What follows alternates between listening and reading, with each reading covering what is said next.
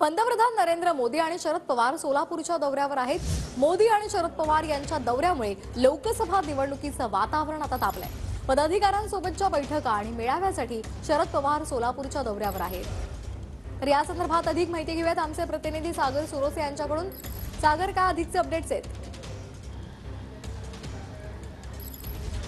श्वेता, आपण पाहिलं की खरं तर पंतप्रधान नरेंद्र मोदी हे 19 जानेवारी रोजी सोलापूर दौऱ्यावर येत आहेत आणि त्यांच्या दौऱ्याची जय्यत तयारी जी आहे ती या ठिकाणी सुरू असल्याचं आपल्याला पाहायला मिळतंय। आणि खरं तर या तयारीचा अंतिम टप्पा जो आहे तो म्हणता येईल आपल्याला तो सुरू असल्याचं पाहायला मिळतंय।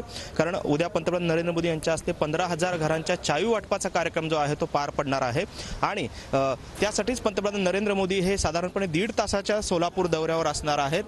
खरं तर रेनगर फेडरेशनच्या माध्यमातून कुंभारी येथे जवळपास 30,000चा प्रकल्प जो आहे घरांचा तो होत आहे। त्यातल्या 15,000 घरांचं चावी वाटप जे आहे ते या ठिकाणी होत आहे।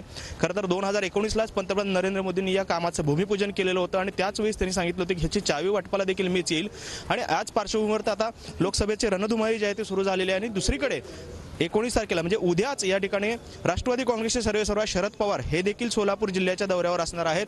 सुरुवातीला उद्याच्या सकाळच्या सत्रामध्ये दिवसभराच्या सत्रामध्ये पंढरपूर आणि मंगळवेढा या ठिकाणी ते विविध मेळावे जे आहेत ते घेणार आहेत। वेगवेगळ्या सेलच्या बैठका असलेल्या त्या देखील ते या ठिकाणी घेणार आहेत आणि त्यानंतर संध्याकाळी ते सोलापूरच्या मुक्कामी असल्याचं आपल्याला पाहायला मिळणार आहे। त्याचबरोबरीनं दुसऱ्या दिवशी देखील शरद पवार या ठिकाणी असणार आहेत। त्यामुळे एकंदरीतच पंतप्रधान नरेंद्र मोदी आणि शरद पवार हे एकाच दिवशी सोलापूर जिल्ह्याच्या दौऱ्यावर असल्यामुळे आपण पाहतोय की लोकसभेचं वातावरण जवळ आलेलं आहे आणि त्या पार्श्वभूमीवर या दोन्ही नेत्यांचे बड्या नेत्यांचे दौरे जे आहेत ते या ठिकाणी होणार असल्यामुळे एकंदरीतच लोकसभेची रणधुमाळी जी आहे ती आता सुरू झाली आहे असं आपल्याला म्हणायला येईल। आणि त्याचबरोबरीनं वेगवेगळे मेळावे जे आहेत पक्षाचे ते देखील या ठिकाणी पार पडणार आहेत।